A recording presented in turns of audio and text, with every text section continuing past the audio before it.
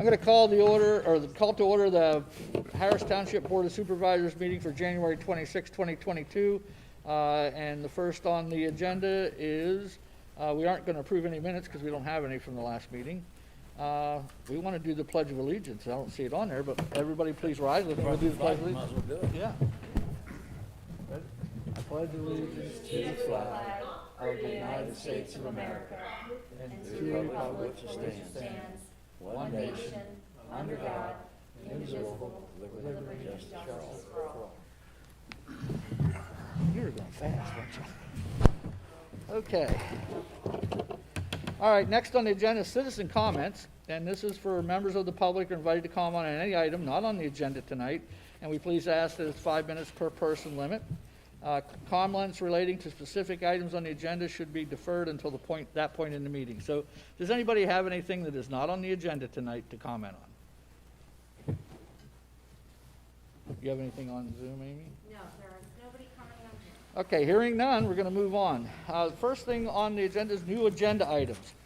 I would like to add an agenda item for tonight to go on. It can go on at the end, and that would be Supervisor Graham and I wrote an email out the other day to the other supervisors about an item concerning COG, and we would like to put that on tonight, get that discussed, and put to bed. So I would entertain I will make the motion if I get a second to do that. I will second that. Okay. Anybody have any discussion or comments on it? We'll comment when we get there. Any other? I would oppose it, but it's a 2-to-1 vote. Okay. Now, we're going to have to talk about it sooner or later, and it's only a couple-minute talk. Okay. So we'll go ahead and add that to the meeting at the end. And we need to vote on that. Yeah. Anybody, all those opposed? All those in favor? Aye. Aye. Opposed? Aye. Okay. It's 2-1. I'd All like right. to make a comment about that. Well, we can do it when we get there. Well, no, about Act 95. We really didn't need to add that to the agenda. This, might as well get started at the beginning of the year. This has to do with the Sunshine Law. Yeah. And it has to do with the items on the agenda, but we really don't need to add discussion items to our agenda. The only time that we really need this, if we're spending funds and it requires a contract and agreements.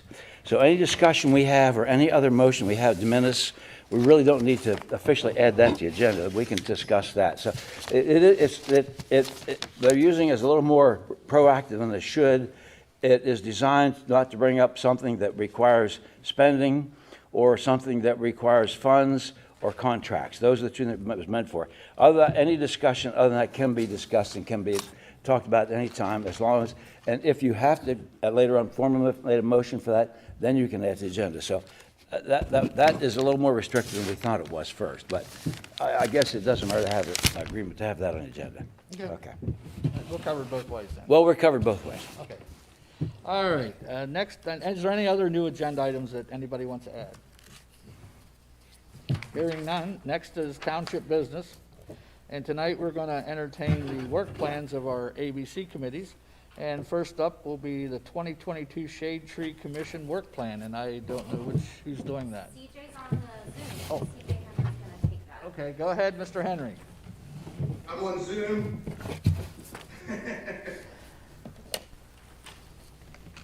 Okay, the audio is pretty bad here, so let me know how it works on your end. Item 1, the Shade Tree Commission will continue its tree planting program in 2022. As always, we will look to identify areas that need trees and do coordinated planting for those areas.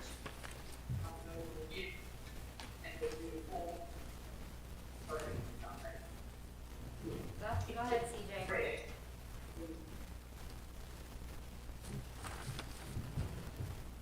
Everybody, I didn't hear any response to that. Is it all good? Yeah, go ahead. Oh, do you want comments now or will we do it at the end? Why don't you do the whole work plan and then we can do comments at the end? Okay, that sounds good. Number 2, Village of Bollesburg tree plan review and the shade tree and related ordinances. The Shade Tree Commission began work with Bill Elmendorf in 2019 to update the tree ordinance.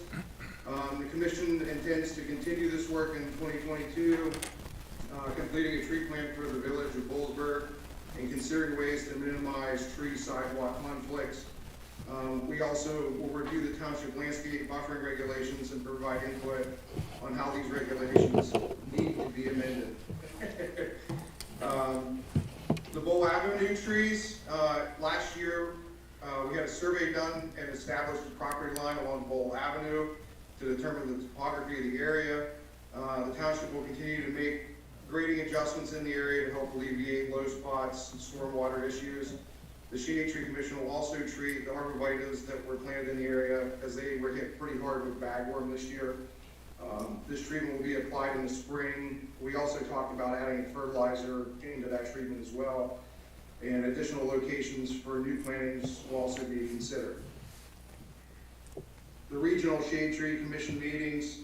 The Shade Tree Commission will continue to participate in regional Shade Tree Commission meetings with our colleagues in State College of Bellefonte, Ferguson Township, and Penn State. We found these meetings to be very informative and have enjoyed meeting with our colleagues from all those locations. We'll continue to review the species list as well. In 2014, we compiled a list of preferred species to be used by developers when selecting trees for their projects and by homeowners when selecting trees as part of the township's planning program. We will review this list annually and we'll add or remove species from the list as the need arises, which is almost yearly. We should be redoing that list pretty often.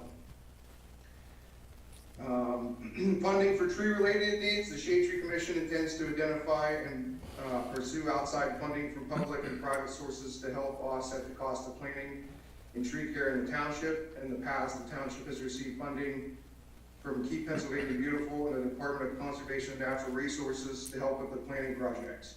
Other potential funding sources include the Arbor Day Foundation and private foundations. Number 7, maintenance and care of existing trees. Each year, the Shade Tree Commission holds tree walkthroughs selected neighborhoods to identify areas that need pruning and preventative maintenance.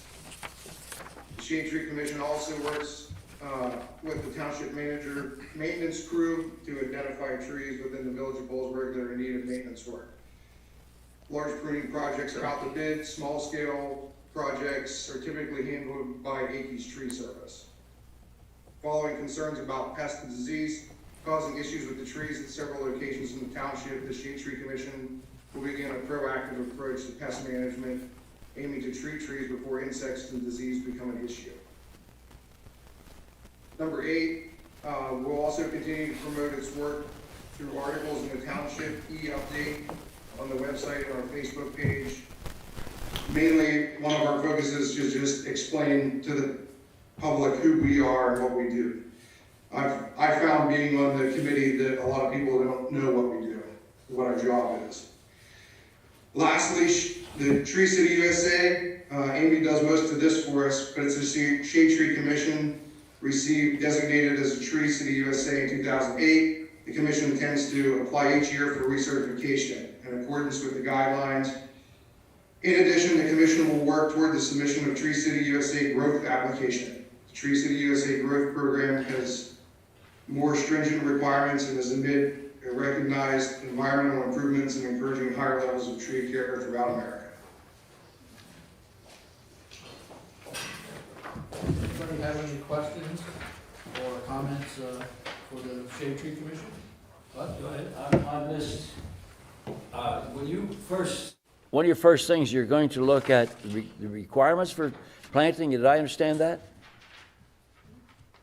The Hello? buffering, yeah. Can you hear me? CJ, did you hear Bud? CJ. I'm having trouble hearing anything you guys are saying. Okay. My question was, one of your first statements were, you're going to look at requirements for trees, shade trees in our ordinance. Is that what you were talking about? Well, I guess I'll ask him later. We'll talk about that. Okay, never mind. That's good. I'm still, That's fine. Is there anybody I'll else from find the out Shade the Tree answer. Commission here? No, not That's fine. I'll get it later.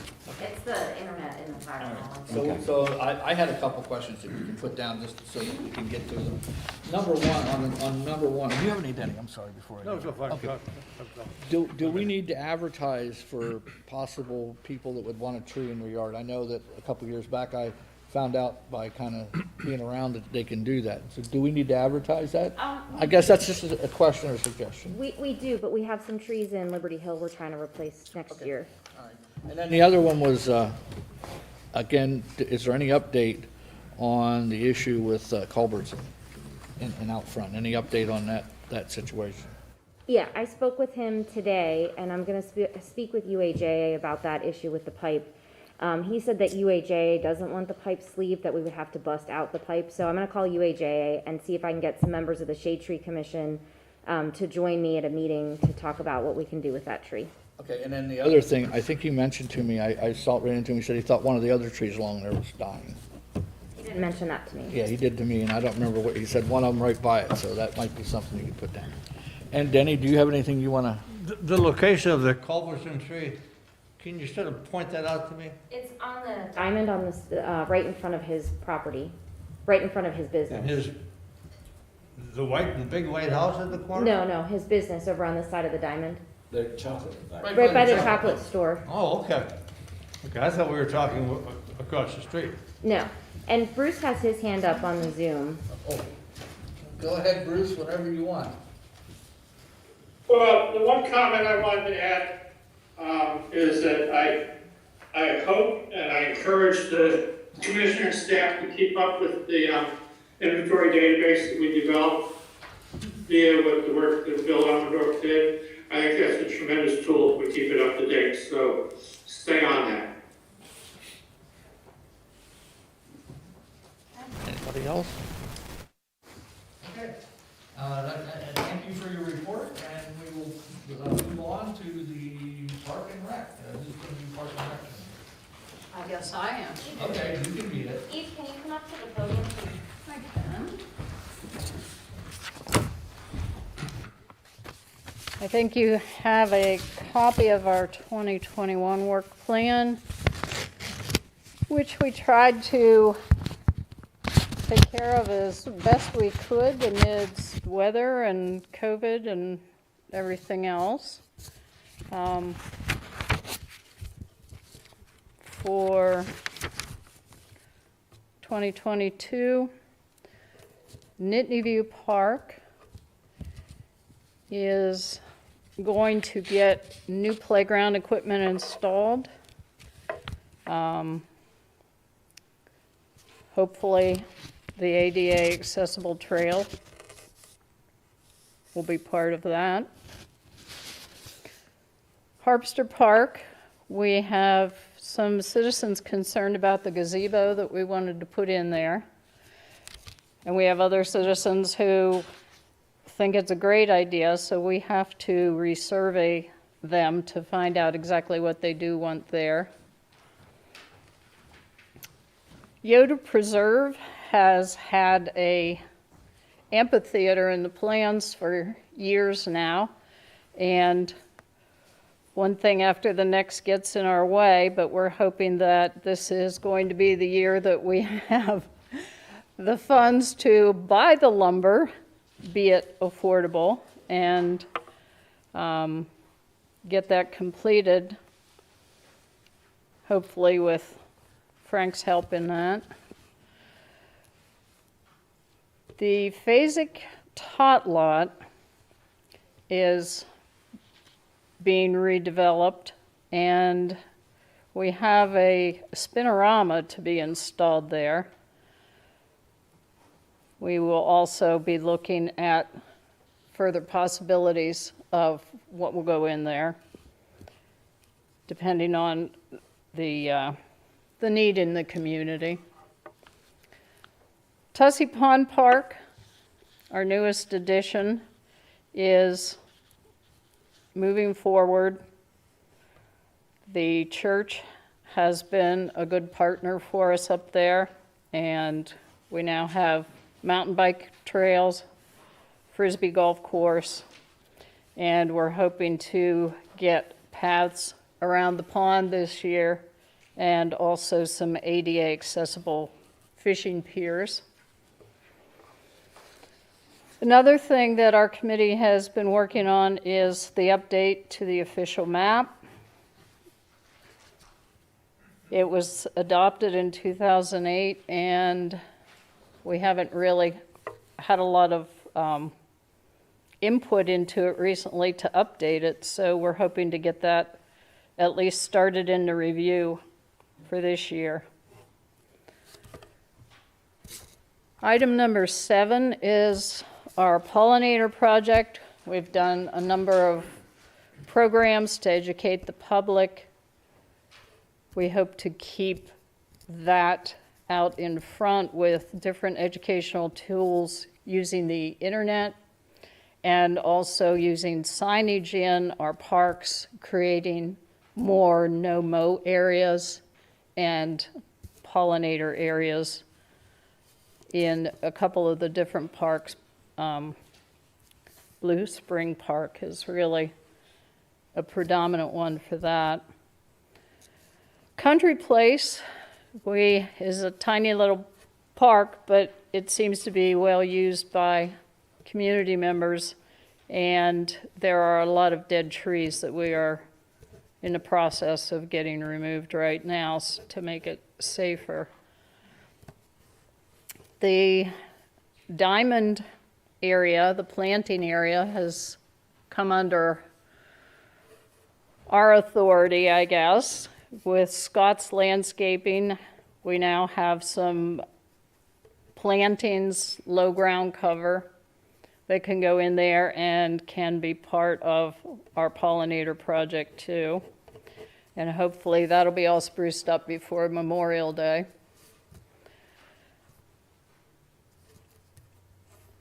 Country Place Park, we're going to revisit that again because the trees were one aspect of it. The other aspect is the sliding board, which is not really considered safe by current standards, but people really like it, and we don't know if it can be made safe or not. If it can't be, I think we have to look at having it removed. And the last item, 11, we have now done a little subcommittee to help Amy out because she gets inundated with Eagle Scout requests, and she's got a lot more to deal with in the township than just Eagle Scouts. So we now have a committee who's going to help Amy, and we will direct the Eagle Scouts to different projects in our parks as we need them. Any questions? Go first, if you're ready. I'm not ready. Okay, then we'll go. questions, Rick? Buddy, you ready? Oh, the only comment in talking with the Harvester Park, you're developing new paths up there, or someone conveyed to me an issue with a path down by Ishler and at the lower end of Harvester Park, that there's a path that's going to go through there that's, I don't know, is there a path that's going to go from there to Ishler Street or something like this? Right now, the paths that are there are what we're working with, and I don't think we are quite ready to move forward, are we? We met with the residents out there last May, and we had talked about connecting. There was an interest to connect a path from the park into one of the paths at Liberty Hill up over towards Nigel's house. So we were talking about doing that. There's another path that the community themselves have kind of made from the Lee Avenue side. They're walking over to Lee Avenue and then down to the military museum. We put some wood chips down there because that's not an official path yet. We need to look at, there's some grading and stuff, but we put some wood chips down because it gets muddy in the winter. And we are taking the piles of brush out tomorrow. We're gonna start hauling those out. Yeah, that's what I was talking about, yes, okay. But, so you're actually gonna connect to Lee Avenue, or is this just gonna be a walk-through? Is there actually gonna be an official path? Or? That's one of the things we're gonna look at, because the residents there had really asked for that connection up by Nigel's house on that side of the path, or that side of the park, and then the Lee Avenue side, one of the residents on Lee Avenue reached out to me and said people are walking through there all the time and they've beaten it their own path from walking Oh, on okay. it. So we might look at making that an official path. They walk a lot up there. Everybody walks up there. Well, we're going to try and accommodate them as best we can. And there's a lot of people walk up there. People walk their dogs up there. Is the gazebo an issue in Harpster? It, An anti-gazebo issue? there is an anti-gazebo crowd, yes. They are concerned of what it might bring into the park. So we need to discuss it with them a little bit more. They don't want people loitering in the park. I know, as if those parks were made for that. Sort of counter to the intuitive why we have them. Correct. You're Yeah, supposed to park. That makes no sense at all. Gazebo should be in a park. I'm sure hopefully we can move on the odor. That, yeah, Think back, how many years we've been working on that? we've been putting that off, well, 2017. it was rain that really did us in for a while, and then it was lack of staff because of COVID, and yeah, we're still plugging away. We're gonna try and get it done. Well, one thing on that, I know that Lazarus was, the reason they committed to it in 2017 is it was their 90th anniversary. And at the rate it's going, we may be able to hit them up at 100th anniversary. But I think at this point, I don't know if those funds have been exhausted or not, but I think I could probably get a list to the Lazarus, and we could at least get some decent pricing and maybe even some donation part to it. So I think I'm still hopeful that we can help out there. Well, if we get one vendor to donate and use the guild system, maybe we get a second to donate. Well, there's not a lot there. Well, It's not a lot. We're talking about maybe half a dozen 6x6 tens, probably, I don't know, 50 feet of number 4-seater, and probably 6 or 7 pieces of 6 to 8 foot E-pay decking. And that's really all you really need, plus some concrete and some nails and stuff. So it's not a lot of materials. But E-pay decking's expensive. Who's going to install this? We were going to install it? Our guys are gonna install Oh, it, but I still think, again, I think that would be another really good Eagle Scout project, so. I mean, together with the pump. we supply the materials and they put it up. Jenny and I will keep that in mind. Yeah. Try to do that way. Nigel, you ready, or you still wanna think? Because if you wanna think, we're gonna go live from Australia. Bruce, do you have anything for us? No, I'm good with what we got here. Keep moving on. Moving on. All right. Okay, I'm just happy that I see all the engagement. I think you guys do a great job, and you keep up on things for us in the township. We get very few complaints on our parks, and we have some for what we outlay, we have a lot of really nice parks, and I commend you guys all for that. So Are we in pickleball? oh. Don't even say it. Don't even go there. Well, I mean, is that our purview or is it Center Region or, I mean? That's center region, Okay. totally. Okay. But Guarantee it. we can put it in our park though if we wanted to, but Center Region would have We to. could put it in Harpster Park where we were gonna put the Yeah, instead of gazebo. gazebo, we'll put pickleball. How's that sound? Yeah. Midnight pickleball. Gazebo are even better. Just put lay in. I think Liberty Hill would like that a lot. I think that you would find the cost a bit prohibitive, so maybe think before you promise. When Patton Township was involved in the pickleball issue and moved the location, was that all their effort, or was the Center Region involved in relocating the Oh, program? Center Region was involved in that. Even though Patton Township started it? Yes, yes. Well, it was a Patton Township Initiative. park and initiative originally, but it came to Center Region's attention and they needed to get involved with it. So it's all under their control now? Not totally, no, but they certainly had a hand in it because it needed to be relocated to a Yeah, larger it was the area. relocation issue is what came to front. Right, That noise. yeah. And the rude behavior.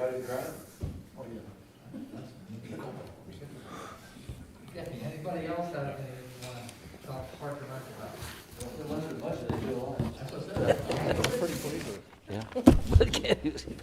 Thank you for your report. Okay, so next on the agenda are the big guns. We get to talk to the planning commission. Who do I got? Oh, we got Chris here. Chris is going to be planning.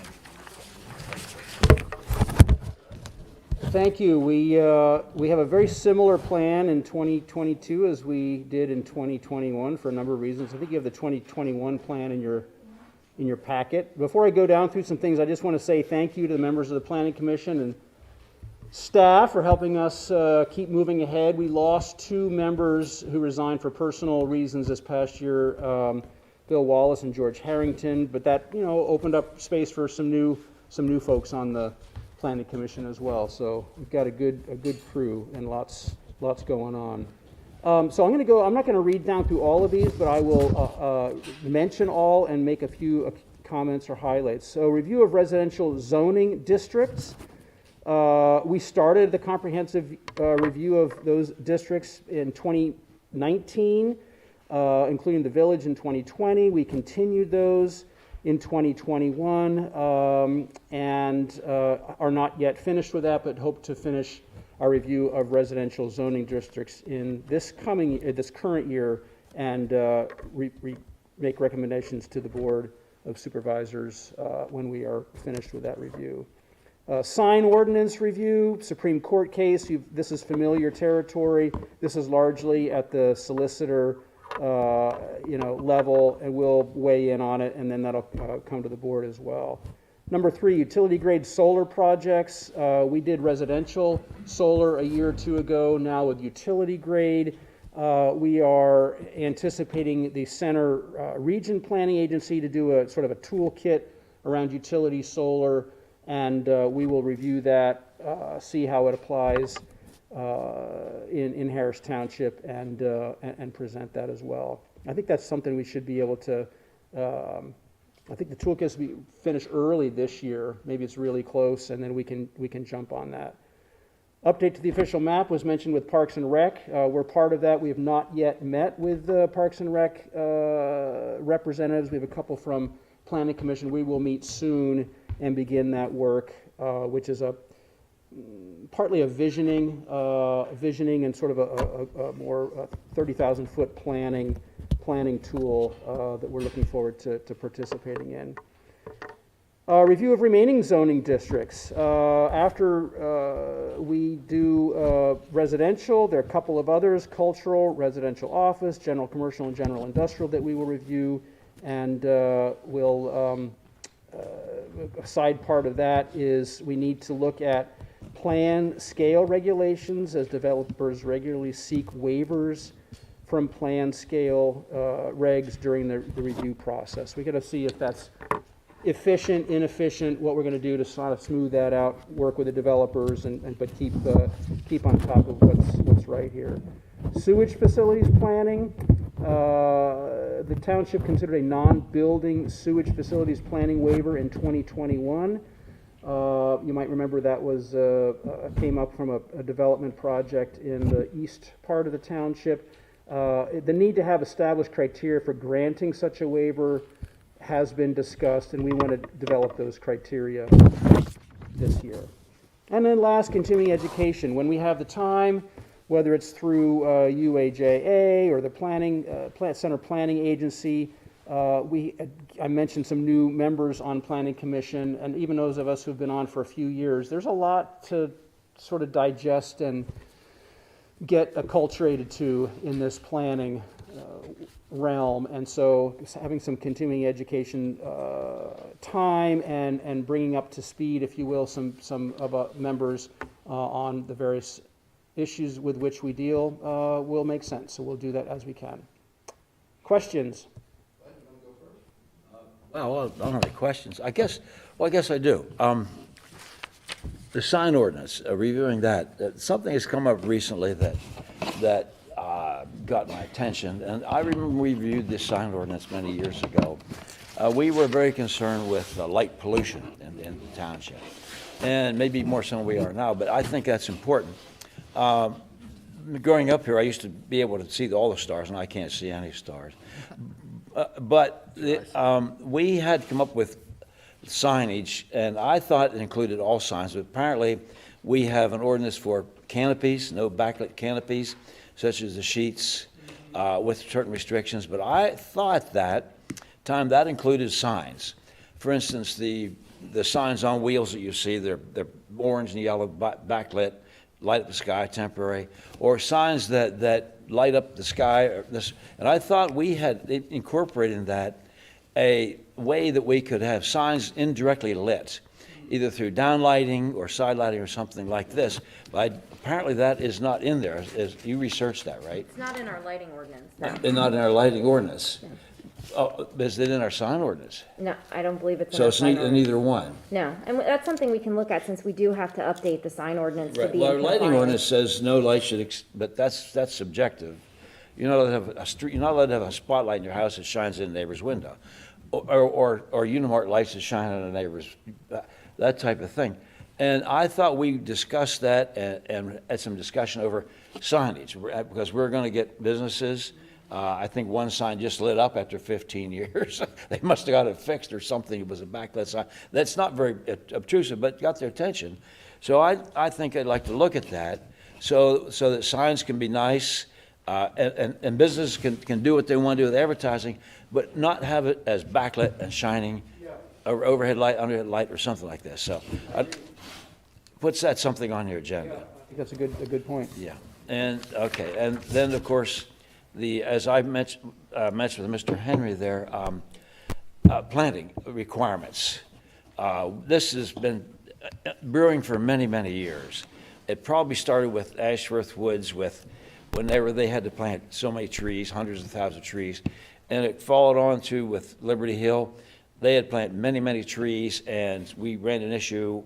The trees are growing up, obstructing but they bought the property for scenery, and they took care of a few trees. We had to replant them again. But we built our township municipal building down here, and across the street from that is the vertical climb, and beside that's the energy building, and I'm dealing with it a little bit down here. And I just talked to, or I don't know, I guess I was affiliated with this new brewery down here. I have to plant 100 trees before I can do anything. Well, that's a really low spot. So I'd like to see something there. Trees grow.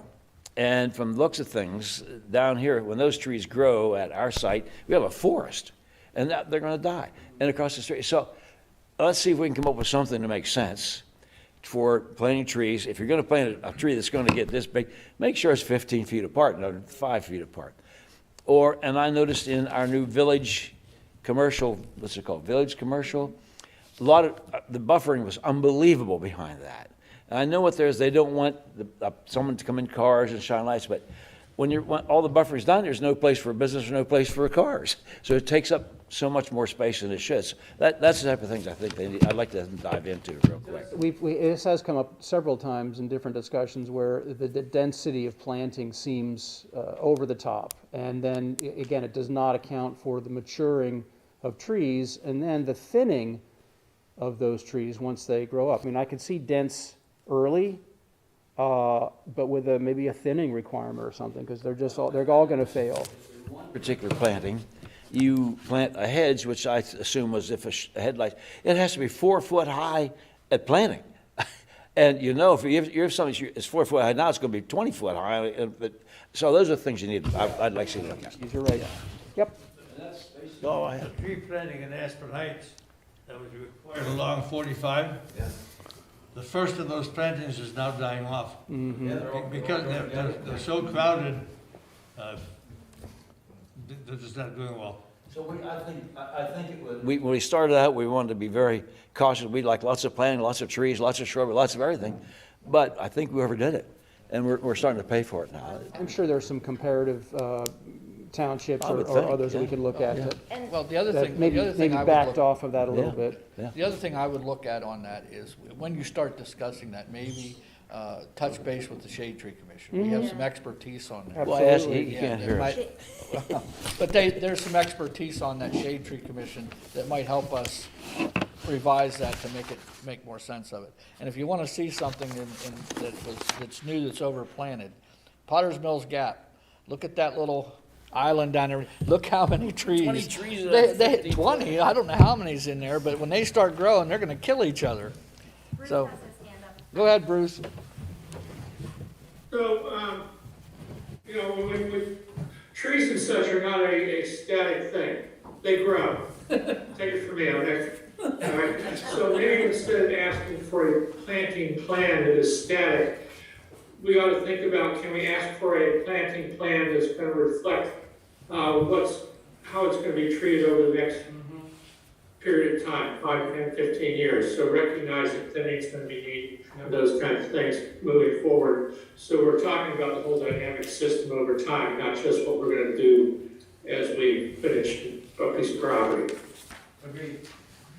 Okay, that's basically. If I have it, what else they need to do? They have anything else to do? They have nothing else on the planning commission to do? Denny's got something. Number 6 on the sewage facility. Is that part of a revised 537 plan in Harris Township? What's that going to, It would just be. because of this, it becomes a much more technical kind of issue. It would just be establishing criteria for when you have those one-off requests for a non-building waiver. Okay. Good, so we don't need to alter anything. No. Good, because otherwise it has to go through the center Correct. region Yes. and the master plan, so, okay, thank you. Anything else? No. That, Nigel, you have anything? Nope, it's all covered. I have one thing that, and I already been told about this, that this is a regional issue, but I think we're getting advanced enough in our growth in the center region that we really need to take a look at the source service area and the growth boundary, and perhaps even divorcing those. Because let's face it, source service is much more environmentally friendly than a septic tank. And what we're basically saying in the center region with our plan is that if you live outside the growth boundary, it's okay to be less than proficient in the environment. And so I would like to see that happen. And I know, it's got to start somewhere, you know, and I'd like to see it come to Lucy and some of those to have some discussions. But I really believe that's getting, and I will tell the Planning Commission and my fellow supervisors that I was given a tour, Mr. Graham and I were given a tour of this Hawk Ridge up here. We did. And I will tell you, after, you know, seeing it on a map is one thing, but going up there and look at the topography and driving around that whole piece of property up there and getting pointed out which lots would be eligible for sewer and which ones would have to have septic. They are so close together. It's unreal that they're that close together, and one has to have septic and one can hook onto the sewer. There is, and but that's what I'm saying. We have to maybe take that growth boundary in the source service area and disconnect them. And if somebody wants to pay to have source service and they want to pay to move it 20 miles, I don't care. If they're going to pay, fine. But I think we ought to have that discussion. You think coming from a township is a I don't place to know. start that? I don't know if Yeah. it'll do it, but it's got to start somewhere. Sure. Chris. And I don't know that that's something you guys got to put a work project, but when you have a few extra minutes at a meeting, maybe it's a discussion item that could come up. That's on the Lucy Committee agenda. Yes, yeah, Lucy. That's where it starts. Yeah, Lucy would be a good place for it. Infrastructure issue, so it's never- One comment about that. Yeah, go ahead. I don't think Frank is suggesting that we change any of the requirements outside of the growth boundary area. We keep them the same, keep it rural, keep our rural character. But if somebody wants to run sewer in his 20-acre lot and he wants to build only one house in that would be at his expense, and we should allow that. I'm not suggesting, and I don't want to see us changing any of the density outside of our regional growth boundary. They're still building, that promotes sprawl. We like to keep sprawl under control. And there's still, the last count, there was like 5,000 acres inside our regional growth boundary in the center region. Maybe not that much anymore. There's still plenty of growth within this growth boundary. So before I have to think about changing the growth boundary, but maybe allow a sewer to go, if someone wants to run a sewer, would be able to do that. That's simple as that. No, you would know how many acres inside the growth boundary we still have, wouldn't you? I don't know the number of acres. I think there's somewhere in the neighborhood of 11,000 or 12,000 potential units, I think. Units, okay. Yeah, I could get the acreage number for you, I just Well, don't have it off the top of my head. there's still a lot of area inside our There growth is, boundary, yes, So yes. we're not suggesting change, Frank is suggesting if someone would like to have sewer beyond that, without compromising the rural part, that might be a suggestion, rather than holding them hostage to this, hold them hostage to the growth boundary, not the sewer. Well, go ahead, I'll get you, Diane.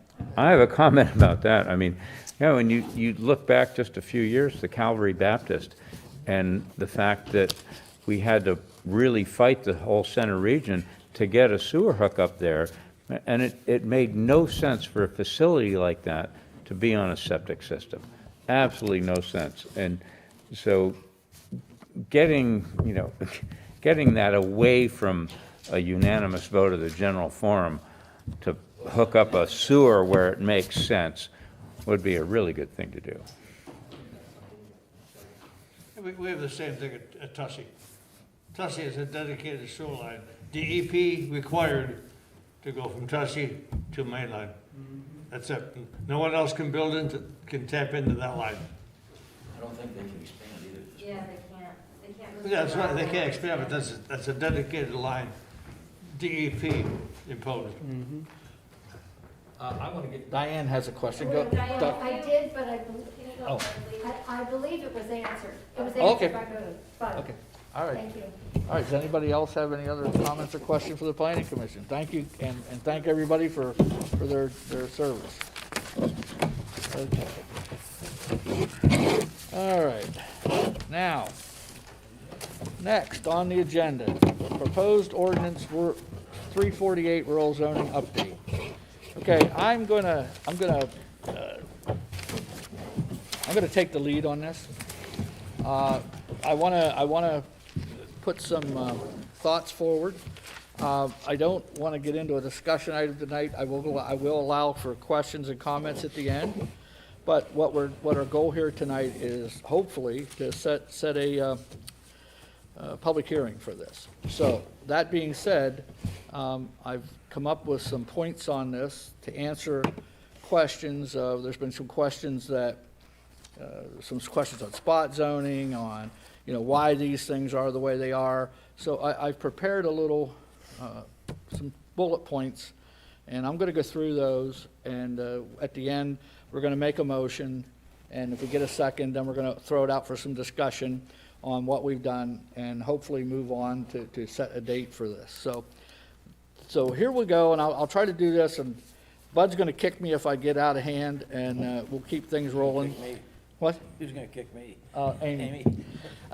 Anyway, first thing I did is I went through and I've looked at this, and my folder is, it's in my thing here, but it's about this thick, that I've looked at this process from the beginning. And to be quite honest, we were given an update by staff right here, and the majority of this I could have picked up last March and read, because it's pretty much the same as what came out last March. There's some other things in there, but over the time, I think a lot of that has stayed the same. So, that being said, when we started this ordinance and review of this, our goal was preserving open space and family farms and trying to keep them going and provide farmers with additional sources of income that would allow them to continue the farming operation. And that was really what we started the whole process 10 years ago. That being said, the one thing I think that we've lost focus on is to understand that we are not changing from rural residential to agricultural. If tonight we decide we're going to drop this ordinance and drop the maps and just stay the way we are, all the properties that we're discussing on here would be ag. Every one of them. There would be no in between. We wouldn't have a residential here. They would all be ag, because that's what they are now. So that's one thing to keep in mind when we look at this and we start doing this. So in retrospect, if we look at what has been presented to us over the time, what we have is a proposed rural residential that they say we're trying to switch back to agricultural. But I think that that's just the reverse. It is agricultural, and all the properties we talk about are agricultural, and we're trying to come up with some new zoning, which is fine, was what we wanted to do, but I think we've lost sight of that on what is ag, what's not ag. So I think that the other thing that I looked at on this is I read in this thing that we have, that they gave us, that that a lot of this was done because the owners requested it. And I've looked back through my records, and I think from the beginning, at least Supervisor Graham and I have been in favor of retaining this from ag from day one. We have never wavered off that, regardless of whether Mr. Yoakum owned the property or Mr. Rimmel owned the property or who owned Bailey Lane. So we've been on that from the day one, and I believe that the comments in here about the owner's request, I think, is it's false and further from the truth as far as I'm concerned. I did not do this because of that. I did it because I want those properties to stay as ag. In April, we were not aware, I think, of the Bailey Lane situation at that point, and that didn't come out until the public hearing. And that's what the public hearing's for. We proposed the ordinance, we sent it to a public hearing, and we got information back in that public hearing that said, whoa, maybe we're not looking at it as correctly as we should, so we went back and re-looked at it. So as far as that goes, I don't think that was a request. That was more of an awakening to a process that we weren't aware of, that something was going on we weren't really aware of. So I looked at all those, and I think everything we've done so far has been on target. I don't think there's been anything on there that we're doing because of any hidden agendas or whatever. I'm very confident that everything we've done so far going towards this ag, whether it's ag or rural residential, all the things we've done has been, in my opinion, fine. As far as I'm concerned, I can sleep at night because I have not done anything that would do that. So that being said, I started reading through this, and if you look on the methodologies, I'm going to start with the rural residential. And now I'm going to tell you why I will stick and made the motion I made in December and why I made it the way I did. If I look at the report, it says the report outlines the following rural residential areas. Okay, and this is what they define, the definition and the methodology that was used for residential areas. And I'm just going to read one section of that and go to the properties that were ag and why it disqualifies them from being rural residential. Lands included within this area primarily include properties that are non-agricultural in nature and will likely not be used for agricultural purposes in the future due to the existing development patterns. So if I read that, I got one, two, I don't know how many's on the Bailey Lane, 4 or 5 up there? One down here, about 5 or 6 properties that they're ag concerns right now. So as far as I was concerned, that kicks them out of being eligible for, by your own methodology, that takes it away from that. They can't be a rural residential because they are ongoing ag and they are likely to stay ongoing ag. So in my opinion, that negates them from being rural residential. So then if I go back and I look at the agricultural designation and the methodology, if you look at that, it talks about it being ag lands, but the one thing that comes up here, and I'm going to go back to my report I did back in April on this, and I'm going to read the same things I read then. And that is that if you look at those properties, the properties have wetlands, floodplains, steep slope, high quality farming soils, and they take up a lot of that property. Those areas need protected, and that is one of the methodologies that is in there for agricultural. Every one of those things hits those properties, and that's why I don't understand. Spring Creek is headwaters of Spring Creek are there. You've got everything that you want to protect resources, and that's the other reason that I say it fits that agricultural area 100% right down the line. And those are the things I came up with that's doing it. The final thing that I want to put up is spot zoning.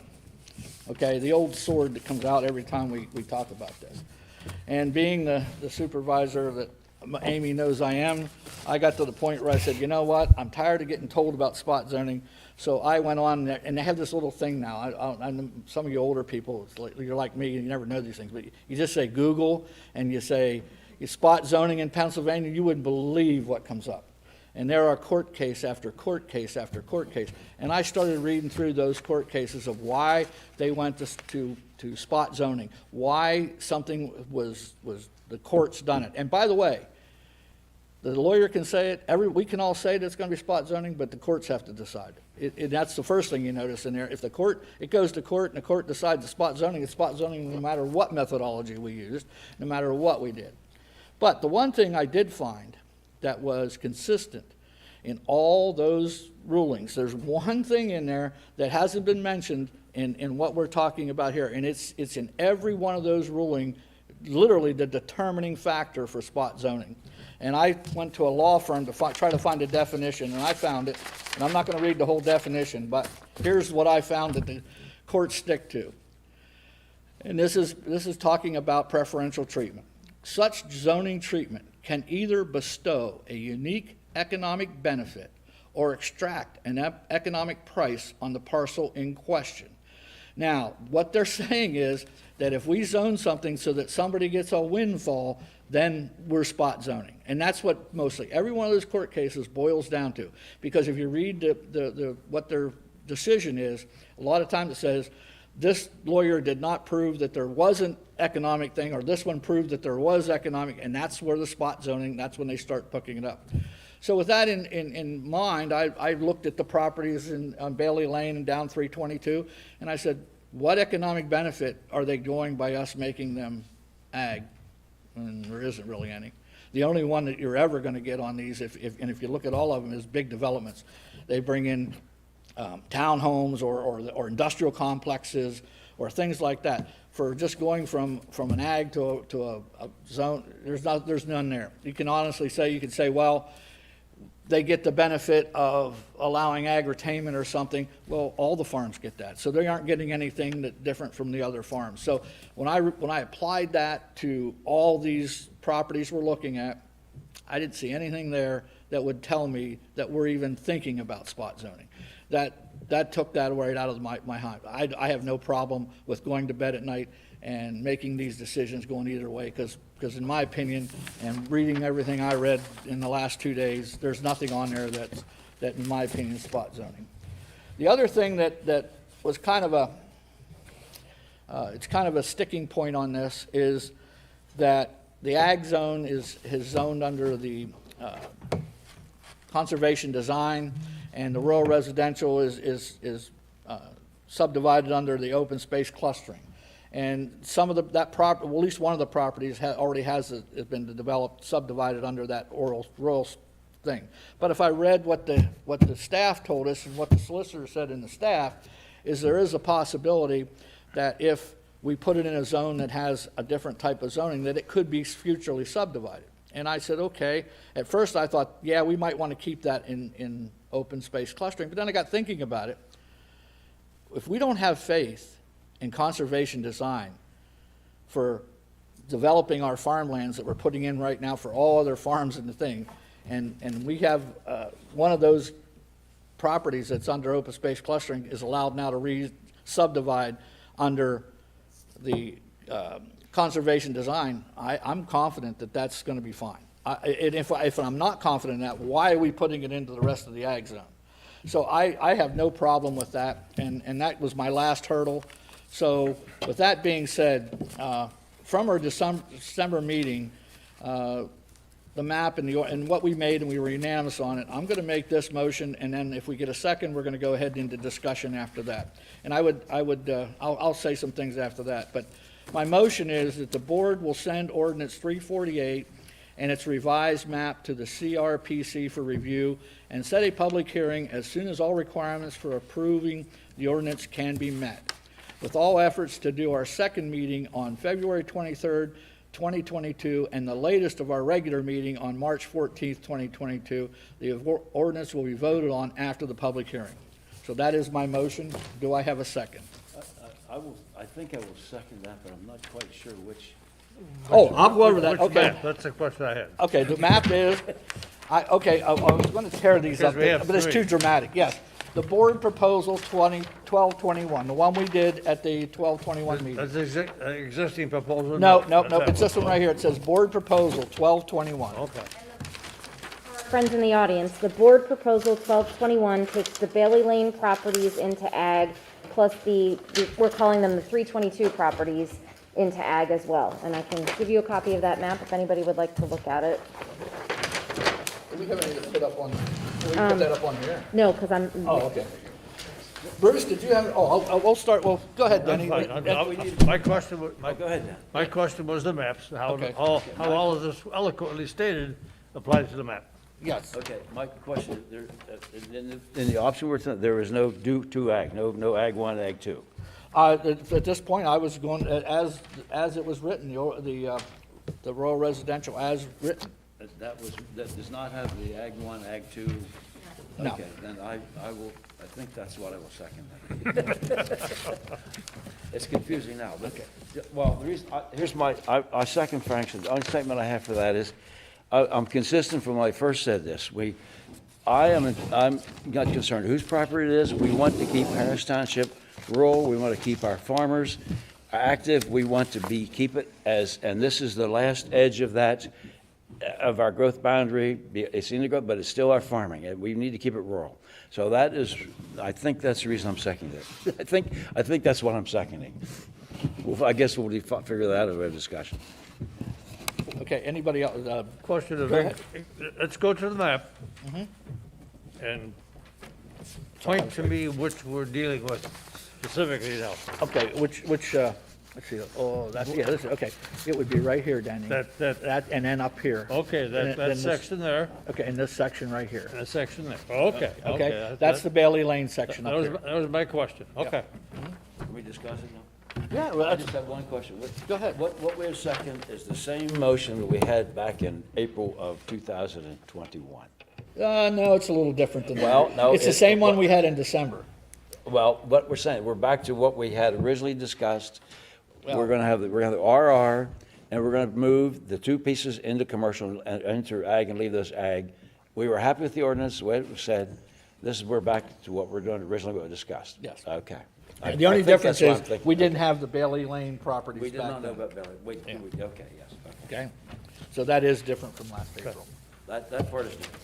Yes. All right, anybody, Nigel, you have anything you want to say? So the difference between the staff proposal 122 and your proposal in the motion of 1221 is, under the staff proposal, we would have created two ag zones, the ag, which is what's proposed now, and then ag residential would replace rural residential. The board proposal that you're looking at now is to keep rural residential, keep ag, and then to move the Bailey Lane properties and the 322 properties into ag. And- Keep them in ag. And keep them in ag. And if you'll remember that the question or advice from the solicitor that came out today, which I sent to you, was that if you're gonna do this, you need to articulate specific criteria as to what makes these properties unique. We just need to make sure we have that on the record, because that would be if there's a legal challenge. And I think Frank said most of that. I'm trying to navigate the fact that audio is dropping out for the people on Zoom, but I think Frank did articulate most of those, but we want to make sure that we have our, This document today. no, what he just said now. This one, here's mine. I can give you that. But some of that's also elaborated in the other memo. Do you want, here's what I used, there's what I did. That's my notes. We have examples, we need, and I think from those examples, we just need to make sure we have, the solicitor said specific criteria that makes these properties unique, and that's why you've decided to move them. And then he thinks you guard against the spot zoning. So that's all. And I think you've said some of them. You mentioned the headwaters of Spring Creek. You mentioned low residential, future residential development. You mentioned environmental constraints. You just need to put all that in the motion. Yes. Here's my criteria. They're already ag, and the owners want to keep them ag. What more Right. criteria do you need? Anybody, Nigel, did you have anything else you wanted to say? no, live from Australia. Bruce, do you have anything you want to say on that? Breaking up a little bit as the discussion goes on, but I think from what I've heard, I'm in agreement, and I definitely don't want to go back and start over again. So, I like what Frank articulated, with the caveats of, adding that additional criteria for, as was suggested by the solicitor. And I don't like the headwaters thing, because I think that just opens up a whole other can of worms, so, or that it's not suitable for development.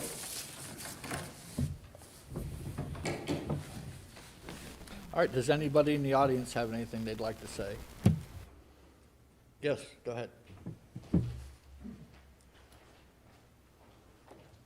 Hi, I'm Kent Baker. I'm on the Planning Commission, and I'm just going to restate something I've said at previous meetings. It's a separate issue from the total ordinance amendment, but I've always felt it's important that a stormwater use be tied to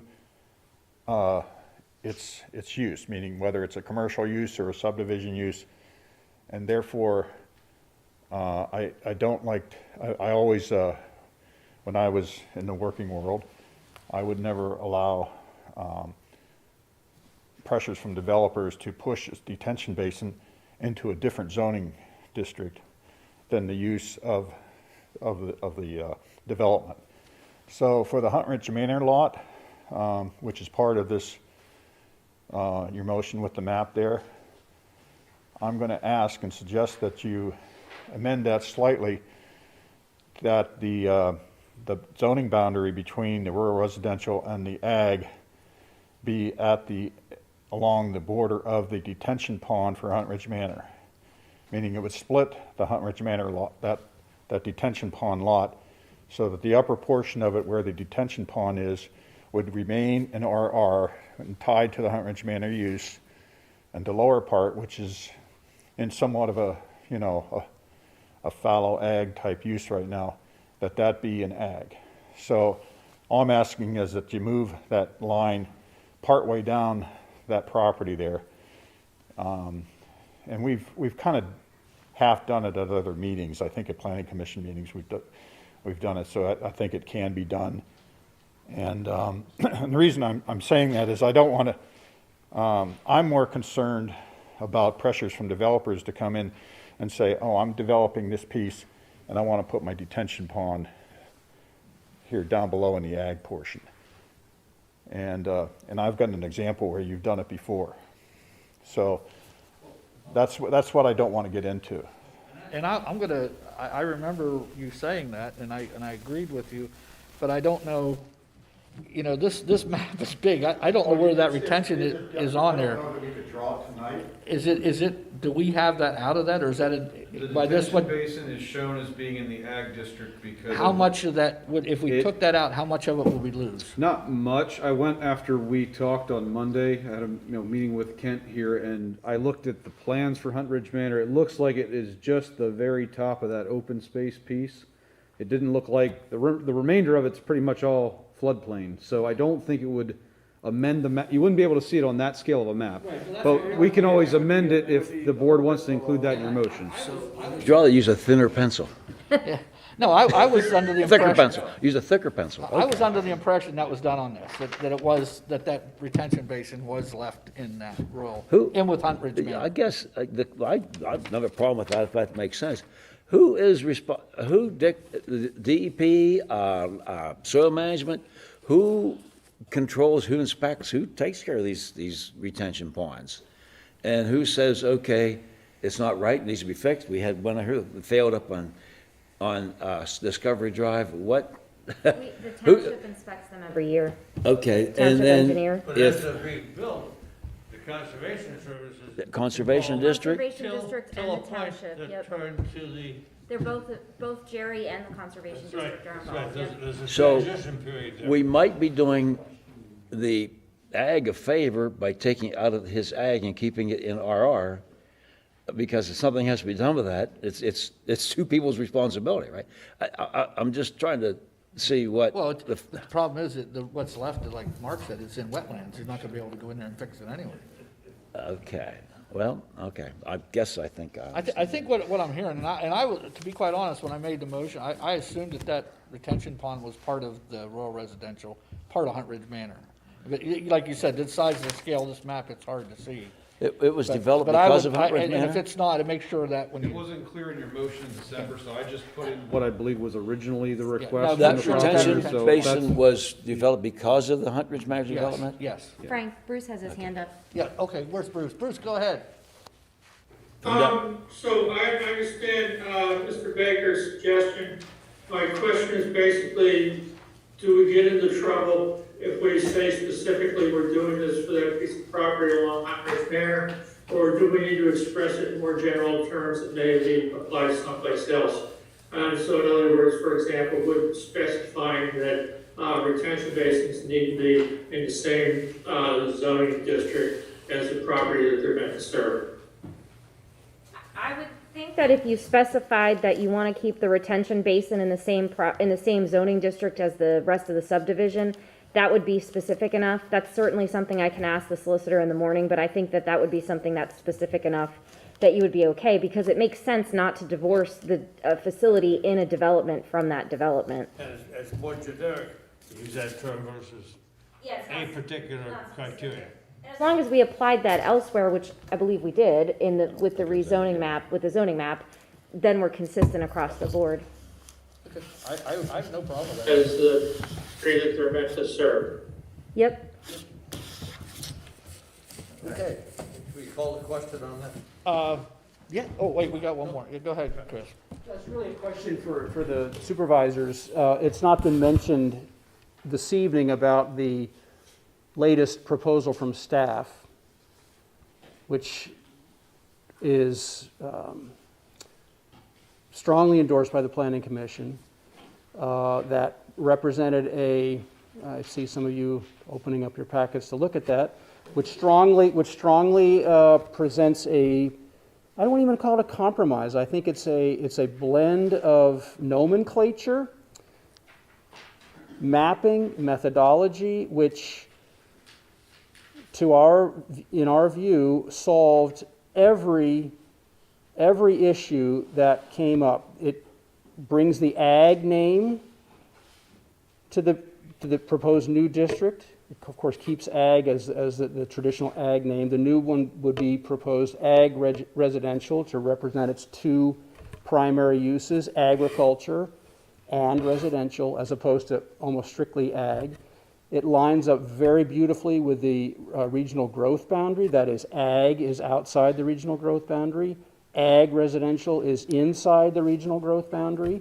It provides, again, that ag name for those who are interested in the PACE program. It allows them to qualify for that. Well, it's one way for them to qualify. And it disallows the three kind of worrisome uses that we were concerned about in this new zoning district. We'll call it ag residential for my purposes. Kennels, wineries, landscape contractor businesses. So it would change the zoning district for some properties, for sure.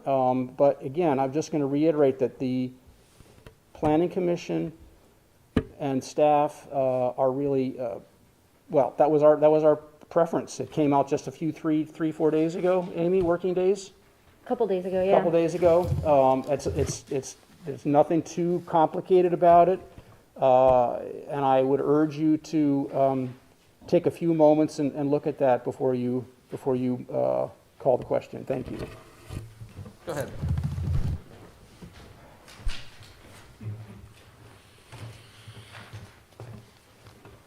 Harvey Hanlon, from living in Hunt Ridge Manor. Number of things. First of all, Hunt Ridge Manor doesn't have an issue with the retention area being in rural residential. That's not an issue at all for us. So if you change that map, that's fine. We don't have a problem. Ken's point's well taken with the retention area specific to the development. So second thing, I don't believe, Mr. Gamble, that the latest proposal even talks about ag residential. I understood you had two, because I watched the planning commission meeting. It was ag and ag conservation. Yeah, it got morphed into ag and ag residential. But that's not what the name is. So now, here's my question. There is no name yet. Well, if there's no name, then you have a bigger issue. So, Here's your bigger issue. Hang on, here's your bigger issue. One thing that I've heard now, and this is 12 months that we've been talking about this, is methodology. So when you're changing the name of the zoning areas, you're going to have to redo your methodology. no, we actually ran all this by the solicitor. Our proposal was, and I had talked to Mr. Immel about this on the phone a couple weeks ago, because one of the good things that's come out of this, I think we've had a good relationship with our farming community through this and made some positive changes to this ordinance. But anyway, one of the things we talked about, and it says right in the methodology for rural residential, that the primary uses are ag and residential. And so when we were talking about this, we had originally talked about just keeping what was proposed to be rural residential as ag, and then making what was proposed to be ag conservation, to reflect that one was developed, the existing ag using the open space rural clustering regulations, and the ag conservation, this gets so confusing, I apologize, but the ag conservation would use the conservation design regulations. When we looked at it again and talked about it some more, and we did talk with the solicitor and we talked with the planning commission again, we thought about it and we said, you know what, the two primary uses in the rural residential district are residential and ag. That's the first two things it says in the methodology. So changing the name to ag residential wasn't problematic from the methodology standpoint, because it incorporated that you could still do ag, that existing ag is still allowed, new ag is allowed out there. And again, it came down to, we have 4 residential zoning districts, and that's one of the things we pointed out to the supervisors in our memo. So the difference between the 4 residential zoning districts is largely the densities that you can develop under. So to us, the difference in the ag and ag residential would be the development density, because ag residential follows open space rural clustering and is mostly within the regional growth boundary. So that's a slightly higher density than the conservation design side of things and the properties that are outside of the growth boundary. We were trying to find, I mean, this is what we do, right? We're trying to make sure the township isn't going to get sued. We're trying to make sure that we're following, appropriate Pennsylvania law, that we're not overstepping our bounds. We were trying to find a way that we could make this work for everybody. We looked at the supervisors and we went through, and in their memo, that was option number 1, was what they asked us to look at, and looked at the pitfalls. And then we had our option and looked at the pitfalls. And then the third option, which nobody wanted, was to send it back to the planning commission and start talking about the methodology all over again. So we were trying to find, and I think we've done, and I think Mr. Immel would agree, and some of the other farmers that are on the Zoom, we've tried to find compromise with the agri-tainment regulations, for example, and some other things. So we were trying to find some compromise. It's the supervisor's call. They get paid the big bucks to make the policy in this township. It's certainly not my call. I don't get a vote, as they like to say. I don't get a vote. So it is what it is. And we thought it was a good proposal, but I'm not married to anything. I would like this to move forward somehow. And I'll say that Cindy Harding on the Zoom has her hand up. I have one last comment. Thanks. And the third comment I wanted to make was this spot zoning issue. And I think, Amy, you said that the solicitor wants you to clarify why you're making the changes. I want to point out, you're not making a change. The current agricultural properties are staying agricultural. Therefore, there is no zoning change, and therefore the question of spot zoning, and by the way, the solicitor, God bless him, either both on the Zoom in the spring when he was in his car, and here would never answer the question whether spot zoning was going to occur. But more important than that, there is no spot zoning because you haven't changed the zone. It's exactly the same category as it was when this entire thing started. That was my point. Cindy, go ahead and unmute yourself. Okay, thanks, Amy. Hey, sorry, I know those of us who are listening from home are missing some. We're having troubles with audio, so I apologize if you've already talked about this. I just caught a little bit about the two kinds of ag zoning, ag and ag residential, or ag conservation and ag residential. I'm not sure. I gather that the name hasn't been decided yet. But my question is, if there's two kind of varieties of ag zoning, how does that work with ag security area? I don't know a lot about that, Amy, but maybe Yeah. you do. So it's not Part of Can the, you be in can you be in ag residential and be in the ag security area? yeah, you can be in regular residential and be in the ag security area, but the motion from the board is not to consider that proposal. The motion is to keep rural residential and then ag, and to move the properties in question over to, or keep the properties in question in ag. So Okay. they're Okay, not, perfect. That works for me. yep. I support that option as well. Okay, thank you. I'm sorry for the redundancy. I haven't been able to hear some of the audio. Must be that side of town, 'cause It's the bandwidth in here is low. Really? Okay, all right, going forward, okay, we've got a motion on the floor with a second, and we've had comment, and I believe we've, I called the question. yeah, Denny called the question, so at this point, Point Wait, of order, oh. point of order. oh, go ahead, point of order, where you at? We have an amendment proposed, No. and I think we need to pass that first, What was the amendment? or vote on it. The amendment was the map, That line, to move the. Oh, the well, basin. we've addressed it, we do not have a motion or a second on an amendment. Do I have a Well, motion or a move that second? we include, let me think of this now. I'll move that we include the retention basin, keep the retention basin into RR residential, Yes, for Hunt Ridge Manor. which is part of Hunt Ridge Manor, yes, yes. Okay, I have a motion that's gonna keep the retention pond for Hunt Ridge Manor and rural residential. Do I have a second? I'll second that. I have a second. Again, my amendment was that we do not specify Hunt Ridge Manor, but rather that we Oh, we did generic. say that we want to be consistent, we want retention basins to be in the same property as the same zoning district as the properties they are meant to serve. Okay, I let's, jumped on you, Bruce. You're making a motion, amendment, is that right? yes. Bruce is Okay, I making a jumped in on motion. it, okay. So I've got a motion from Wait a Bruce minute. on the amendment. Okay. Hold on, let me get this down. So Bruce, I just want to make sure this is right. Your motion is to keep retention basins in the same zoning district as the properties they are meant to serve. Is that correct? Correct. Thank you. All right, that's the motion. Do I have a second? Was that seconded? No, that's the motion. We need a second. We got a second from Denny. Woo, okay, let's vote on the motion. All those in favor of the motion signify by saying aye. Aye. Any opposed? Any opposed? That was the The amendment. motion, that's That was it. the amendment. Yeah. Okay, amendment passed. Now we'll move the motion on, or move the original motion. All those in favor of the original motion signify by saying aye. Aye. Hang on, Oh, hang go on. ahead, I'm sorry.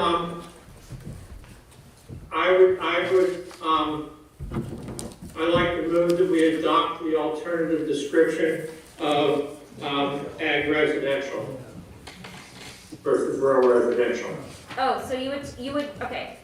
Let me summarize for everybody in the room. You want to move the Bailey Lane properties and the 322 properties to ag, and you want to change the name of the rural residential district to ag residential.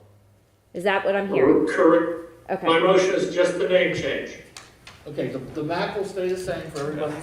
The map stays the same and the name changes. And you want to change it to rural, agricultural rural, right? Or Agricultural residential. Agricultural residential, Why? because he's making the motion, that's Oh. why. Okay, do I have a second for that motion? Yeah. Okay, we have a second. Any discussion on the amendment to that I'm not motion? sure what the difference is. You lost me There on isn't this any. one. It's exactly the same. It's just, everything's the same, it's just gonna change the name. Just change the name. There is no ag residential. There is It's gonna either be, ag- there is gonna be in a few minutes here. Okay, so I don't know the ramifications of that, so I'm I not, don't I'm think gonna there vote are, against it. there are none. There aren't any. It's Well, there literally are. There has changing to the be. name. Okay, hearing the discussion, all those in favor of the motion to change that nomenclature to ag residential signify by saying aye. Aye. Aye. Was that an aye, Bruce? Yes. Okay, I'm Aye. opposed. all those opposed? I am. We got one opposed. Very good. Can I vote on the motion now, vote Bruce? We good to go? Please do. Call for the question. Okay, What's the second? Let's go. That's not twice you have to vote on it. Well, no, No, we're not gonna vote on the we're question. gonna no. vote on the main motion to send it to a public Wait, hearing. we have one more One more question from the public on Zoom. We do. Becky Langridge typed in the comment box that she would like to talk about the 10-acre, 20-acre discrepancy. Please fix. That's under conservation design. If you remember, under conservation design, if you create a new lot, we require it to be 20 acres. She's commented consistently that the ag law says it has to be 10 acres to be an ag lot, and she thinks it's inconsistent. We That's a don't, different argument, right? The ASA has 10 acre minimum. right. What does that do with this motion? Well, it's in the ordinance. That's what it has to do with the motion. It's not, it will be in the ordinance if we pass this motion. It's in the ordinance now. And will it change if we pass this motion? No. Okay. All right, if it's not gonna change when we pass the motion, we can discuss it. Wait, I Okay. think Becky would like to say something. Okay, go ahead. Becky, do you want to say something? Okay, maybe not. She's on mute. Give her a minute. Okay, maybe not. Oh, maybe yes. This is like, We have broadband? oh, she lost sound. Yeah, there's a bandwidth problem here. Okay. She could not hear. Okay. All right, so where are we at here with this? Do you have, Okay, there Wait, we we go. can hear you. We can hear you now. I'm sorry, I am out of town and I don't have the paperwork in front of me, but as you know, we've asked consistently, there's that one section where I believe it should be a 10-acre minimum. It's in the, I believe it's in the ag conservation, making new properties to be consistent with state law. It should not require 20 for ag use, it should be 10. And as you're making amendments, I would ask that you revise that to be consistent with state law. I'm lost. I don't know. I'm deferring to Mark. What's going on there? What she's referring to is that in the proposed table for the agricultural district, the minimum size for any new lots being created after the adoption of the ordinance is 20 acres. If you want to go under 20 acres, you need to follow the conservation design regulations. She's referring to the Pennsylvania right to farm law, which has a different purpose. Its purpose is to protect farmers and allow them to continue farming. It identifies an agricultural operation as being at least 10 acres, or if less than 10 acres, producing, I believe it's a yearly gross income of $10,000 per year. So that law is not, does not define what municipalities can and can't do in terms of regulating subdivision.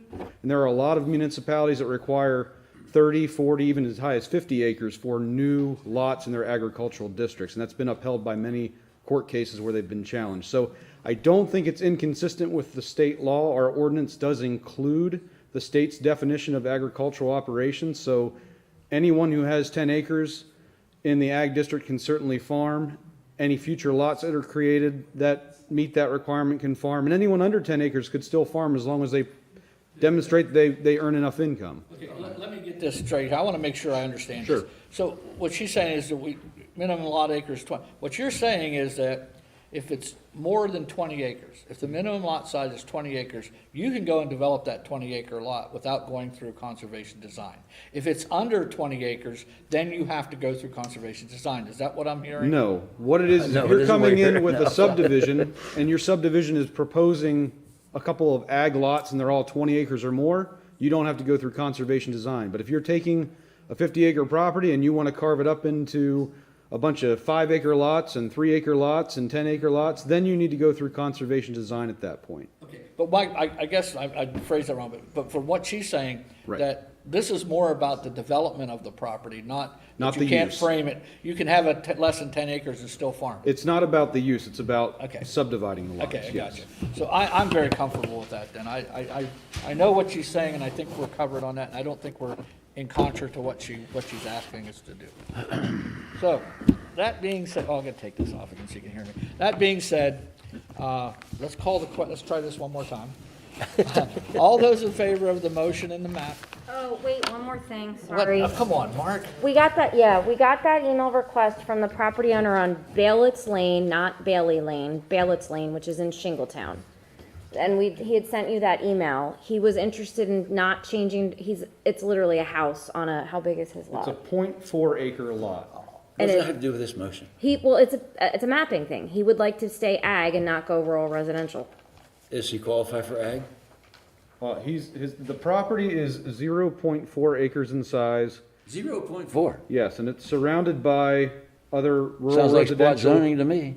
And there's natural area zoning below to the south. So it's not adjacent to an agriculturally zoned area according to the new map. And it's not agriculturally used. Okay, I'm gonna go back, and we're gonna call this question one last time. All those in favor of the motion and the map signify by saying aye. Aye. Bruce? Bruce waved his, he raised Oh, his wait a hand. second. Okay. All opposed? Hearing none, motion passes. So now we're moving on to Public hearing. Yeah. CR, and by the way, Mark, I would like you to get me the Zoom for the CRPC meeting, because I would like to attend that in case there's questions. you the agenda when it comes out. Thank you. So these two questions arose. We can discuss those at a later time. I'm curious about the 10 acres and 20 acres.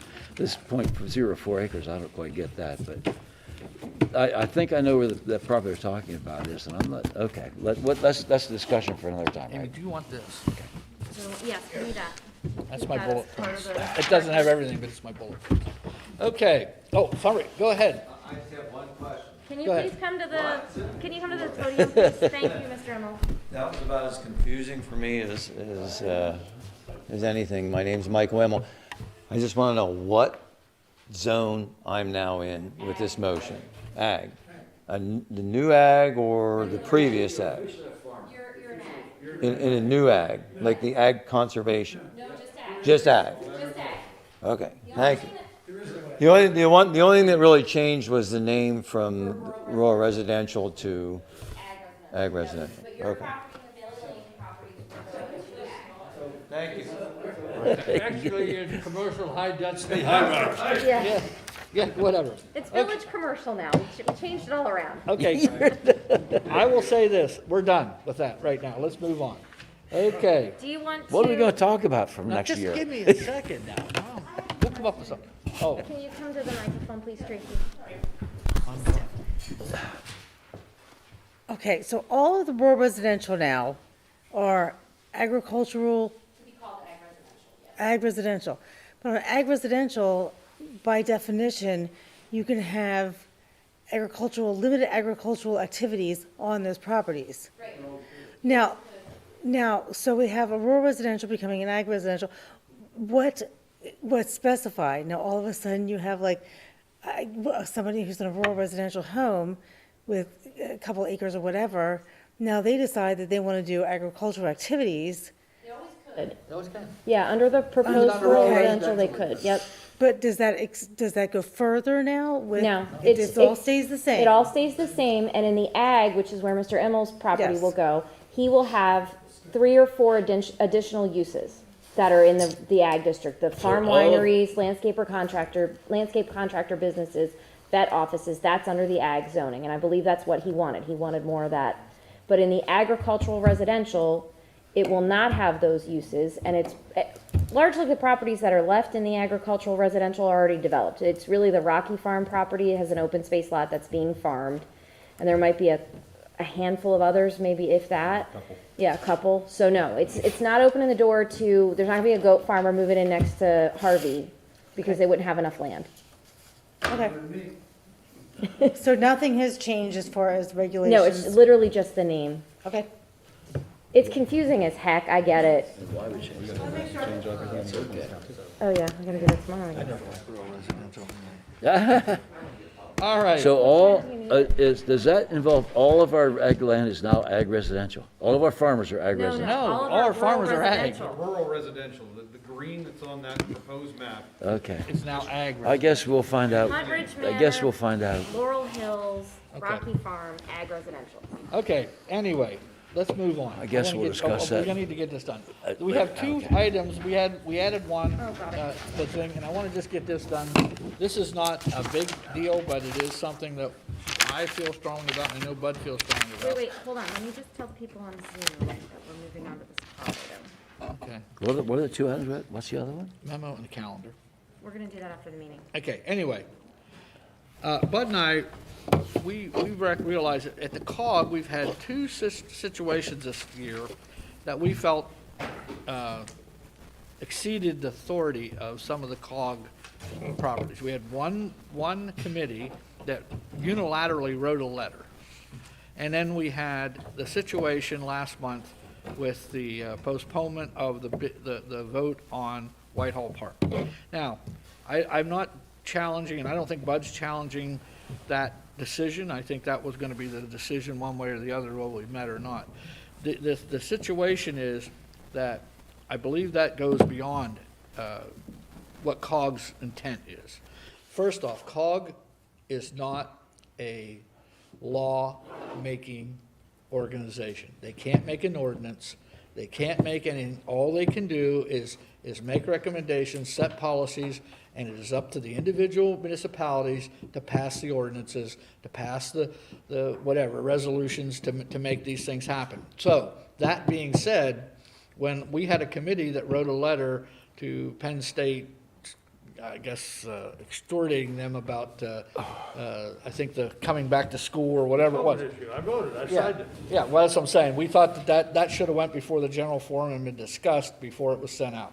That was the problem. And the same thing here, the executive committee, we had several committees that forwarded it to the executive committee for consideration by the general forum, and the executive committee decided that they were just going to cancel the meeting and let it go the way it was. Now, that, in my opinion, some things should have happened. Either the executive committee at that point said, we're going to send it back to the committees for consideration with comments. They could have postponed that vote until the next month, but to cancel it without having discussion at the general forum, I think that's the things we're saying. All we're saying on this memo is we want the general forum and the executive director, we were going to send it to the chair and the executive director for them to look at this, to going forward, that we put some policies out that we have to go through these processes. Even though we don't like them or we don't want to, we have some back and forth banter, we still have to go through the process. And I think Bud and I felt very strongly that as a group, we would like all the supervisors to go in with this and send this. I think if not, I think Bud and I will probably send it individually. No, not necessarily. But I'm just saying, I think it's something that we do need to get there. It's not something, we were originally going to bring it up at last night's meeting, but you know what? We're not going to gain anything there. But I think going forward, we do have to make that, identify that there have been some policy glitches that need to be cleaned up. And that's pretty much why we wrote that. Bruce has his hand up then too. Okay. Well, let me explain my stand on this. Bruce Well, let has me hand. explain my stand on this, then we can discuss Okay, this. all right, go ahead. My concern is that standing committees, there's I don't know, 5 or 6 of them. They're standing committees. They come up with suggestions. Finance committee, Parks and Rec committee, Code committee, wherever they are. And within that committee, they come up with suggestions and they formulate motions to go to the general forum, go to the executive committee to go to the general forum for discussion. And what bothers me is it could be a trend that when I think it should be a policy that when these committees have a motion, they're asking the executive committee to forward them on to the general forum for discussion and possibly a motion for there. Now, one I'm concerned is that they arbitrarily do not do that. This may be an isolated instance. It may only be an isolated instance. But in this case, 2 committees formulated a motion. The motion was to go on to the general forum and discuss it and and have a motion, maybe for it, and formulate the motion and act on it. The executive may arbitrarily decided that was not going to happen. And I think they should honor any committee that formulates a motion, send it to the general forum. It should go to the general forum. The Climate Action Committee almost did this when they presented their climate action plan. But it was brought to their attention, this needs to go to the general forum first. I said, okay. The Climate Action Committee proposed that the general forum vote on accept the climate action plan. That was straightened out. The one that came out of the Finance Committee made a recommendation for something to go to the general forum for a discussion and vote, and that was arbitrarily said no. So I'm concerned that these committees, when they come up with motions and formulate committees, that the general forum, that the executive committee doesn't arbitrarily say, even though you made this motion, even though you've asked us to forward on for discussion, we're not going to do that. That is where the policy I disagree with. Now, these particular items we're talking about, that's water under the bridge. Overall, I'm concerned about that. And I think that was so our there. point. Bruce That's has our his point. hand up. Okay, Bruce. Go ahead, Bruce. I'm in agreement. I feel that we should not rush into this thing. The two situations we've described were slightly different, and I think that we want to make sure that our letter reflects that. But I'm very much in agreement that we need to move beyond those two specifics and talk about how we're going to deal with situations like this in the future. It's a discussion that obviously several of us feel important. And so I think I'd like to take a little bit of time before we send that letter out to make sure we get it right. Another couple weeks or whatever isn't going to make or break things. But let's get it right because it's an important discussion. Bruce, just a quick question for you. The memo that Bud and I wrote, is that a good starting point for us to comment on for additions and subtractions? It's a very good point to comment on. As I mentioned, I'd like to distinguish a little bit about the two cases we had, but I very much like that it moved beyond those two cases. We put that back as history and talk about how we're going to, setting some policy or some understanding for how we move forward and not allowing the executive committee to usurp the ability of the elected people at large in the general forum to voice their opinion. In the second instance, when the cancellation of the form occurred, that was part of the discussion of option 2, option 3. And because of the action of Ferguson Township and their vote, there was no need to have the meeting. It would have been a moot point. The decision had been made. Well, here's the problem with that, Dan. That's true. Everybody knew that was true. But they disregarded a motion from 3 committees to generally pass that on through. And that's what that precedence bothers me. And I hope it doesn't happen again.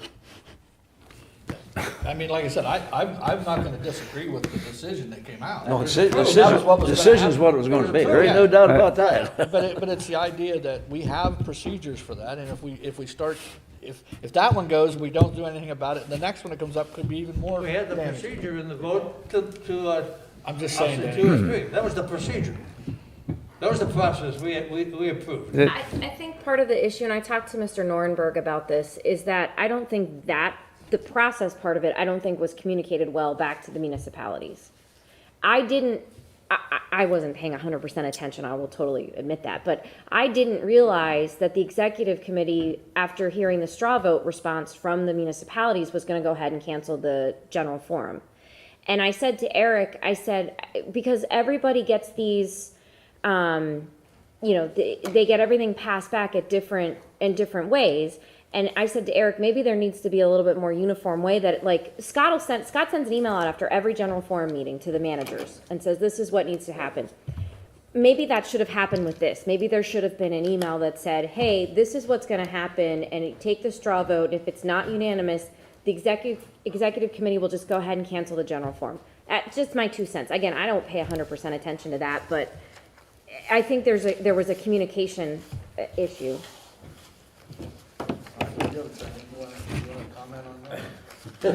Boy. Well, it's very interesting. I totally agree with the whole philosophy of that, but it's very disappointing in my mind that it doesn't happen at the federal level, that people at the federal level can stonewall so many things. So just putting it out there. Yeah. All right, well, let's do this. Let's go forward. I think, Amy, if you could resend that out, the memo out to all of us, and let's all put some comments together in the next couple weeks. Oh, the email. There's too many memos. Okay, well, the one you wrote, the darn thing. You have the email, yes. It's someone in the file, will resend Yeah, it. send it out, and everybody do your comments. Let's say, give us a couple, 2 weeks? Is that good for everybody, or want more time? Well, our February meeting. Yeah, okay, we'll get it back to Amy, a want week before the 10th. Do you want me to put it on your agenda for the February 14th Well, we're meeting? gonna talk about that here in a second. Okay. Okay, but let's get it back to Amy by, say, the 10th of February, because I think the 14th is our meeting, right? Yes, it is. Okay, so let's get it back to Amy by the 10th. All right? Okay, that's all I had on that one.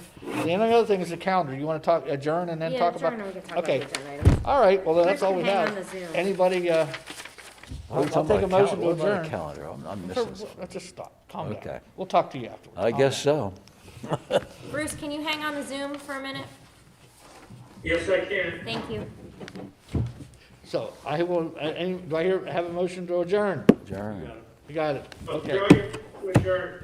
Australia adjourns, okay. Thanks for everybody for coming. Thank you, everybody. What time is it in Australia? What time is it? 16 hours ahead of what we're.